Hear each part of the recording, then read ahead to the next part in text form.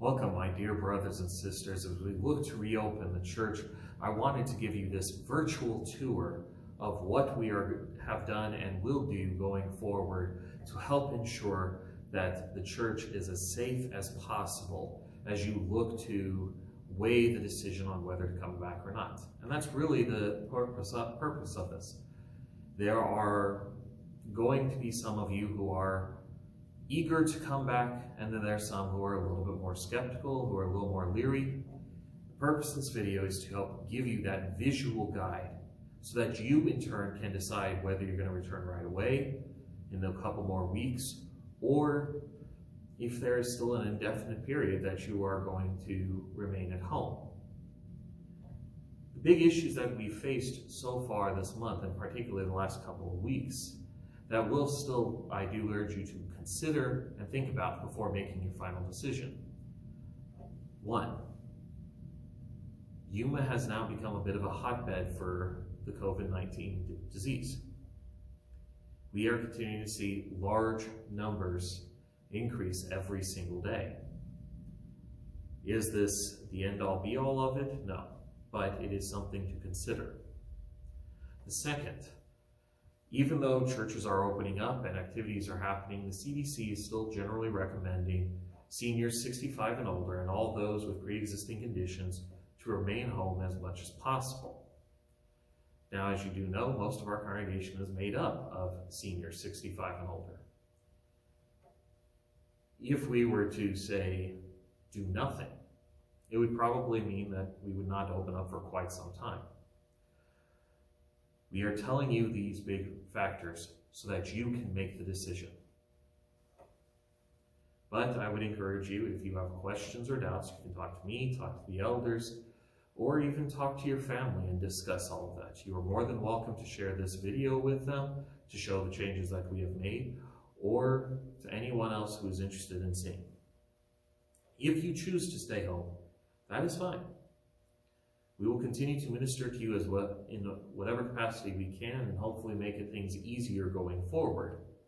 But if you choose to come, please note that these are the changes we have made, and everyone is going to be required to obey a few of these rules. Of which, there's 3 big rules we are going to be maintaining during the foreseeable future. First and foremost, everyone is going to be wearing a mask. This is one of the biggest challenges going forward.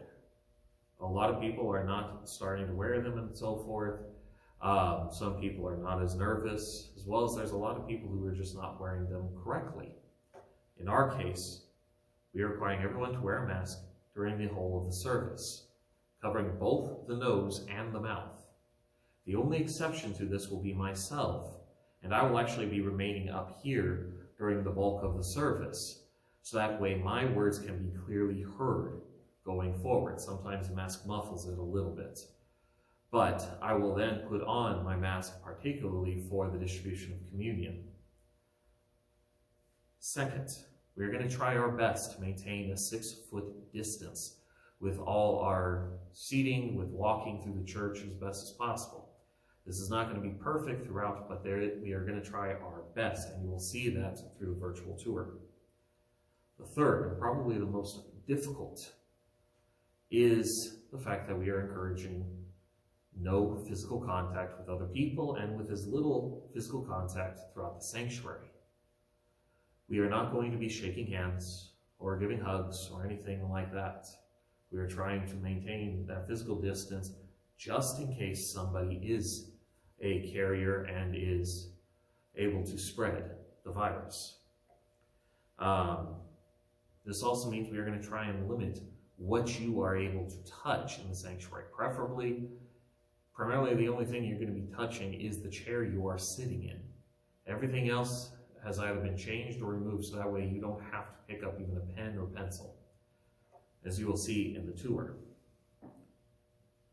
Before you leave the house, though, we are recommending everyone wash their hands fully, as you've been taught and instructed throughout this whole pandemic. Wash your hands both before and after. This way it's just ensuring that whatever you carried at home, whether it's the coronavirus or some other thing, wash your hands. The other thing is, do not forget to get your mask. As we go forward, I'm not going to lie to you, there is always a risk. We are doing our best to limit that risk, to make it as safe as possible for you to come and worship here. But whether that risk is acceptable or not to you, you will have to make the decision. But our hope is that this will be a safer place, and you will feel safer coming here than you are going to the grocery store. But also, I will note, as we are working this out in the coming weeks, we might be doing a little fine-tuning here and there, a slight movement of some things or repositioning. But in general, the main rules, the wearing the mask, the 6-foot distance, the no physical contact, is going to be continuing indefinitely, and you can be assured that that is not going to change immediately. Any changes that do come up, we will let you know as they come about. But for now, enjoy this virtual tour. Your virtual tour begins here on the west side of the church. For the time being, we are asking everyone to pull into the west side of the west side parking lot to enter and park. They are also asking that when you come and park, you park in every other spot. So that way you have more than enough space and you are not touching someone else's car. When you leave your car, you should be putting on your mask right away. If not, you'll be greeted soon by an usher over here by the front door. He will be here to remind you to put on your mask and hand you a bulletin. If you do not have a mask, we will provide you with one. After which, you will come inside. And you will notice a few things. First and foremost, we will have a hand sanitizing station right off the bat for you. Also, we have removed the name tags, so that way it's again another surface you do not have to touch. And on the floor right at the entrance, we do have these 6-foot markers that you've become so accustomed to at the grocery store. After this, on your way in, you will find the offering plates. The offering plates, the community food bank, and the LWML box for you to deposit your monthly or weekly offerings as need be on your way in. Here is a good case of small things that may change. This exact arrangement may change, but still on your way in, you will drop off your offering. We will also be having someone stationed here to take down any prayer requests, other signups, or anything that is needed for you, so that way again you are not touching any common surface or pen. After you have done all of this, you will come over here to the back of the rows and stay at this line. From here, we will have you ushered into a specific chair. This is probably the most time-consuming part of the tour. As you can see, we have removed chairs. We've actually removed every other row, so that way you can maintain a 6-foot distance front to back, as well as we are going to usher you to a seat, so that way even in the seating per row, you will be separated by 6 foot. We'll seat couples and households together. Generally, you will be seated 2 couples per row, 1 on each end, or a family of 3 and 2 with a few chairs in between, or we will set up 3 singles in a row. From here, you will be ushered into a seat. You will come in and you will sit down. During this time, we are not asking you to get up and walk around during this. It is challenging, it is difficult to walk around during all of this. Please communicate with those around you, but try and stay seated at this time. After this, for the most part, the service will go forward like any other service for the most part. That is until communion. When it is time for communion, we are going to go to a single file line, using the table up front and the method that we got accustomed to somewhat during this quarantine. When the time comes, an usher will guide you to the outside aisle. Please be careful to maintain a distance and not touch the chairs in front of you. This is where the travel time and this 6-foot distance will get broken slightly, but in general, you'll be able to pass. Take your time walking up here, particularly when you get to about here. If there is somebody waiting up there already communing, take a moment, allow them to go back to their seat, and then come up here.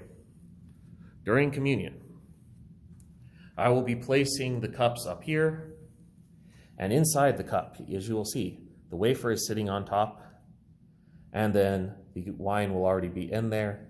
Partake of both, and then immediately go back to your seat, following dispensing the trash, and come and sit back down. During the first few weeks, we are going to not be having communion hymns sung. It will just be Sherry playing gently and nicely, and then the service will conclude like it normally does. The big difference, again, will be after the service concludes. After I finish my announcements and I go to prepare to greet people at the door, we are not going to have a free-for-all for everyone getting up. We are going to dismiss row by row. But this time, unlike other circumstances, we're actually going to dismiss the back row first. The back row first, so that way those lining up somewhat are not going to be stacked up next to other people. During that time, you'll be asked to get up and gently go out again, trying to maintain as best a 6-foot distance from other people and other households. Gently walk outside. I, the pastor, will continue to be out here greeting people, but still from a distance, enjoying a friendly wave and distance hugs to greet you. This is the virtual tour. This is a rough guideline of how things are going to be going. Again, if you have any questions or concerns, please call me, call the church office, call the elders, and we'll be happy to answer any and all your questions. Thank you very much, and we hope to see you soon. God bless.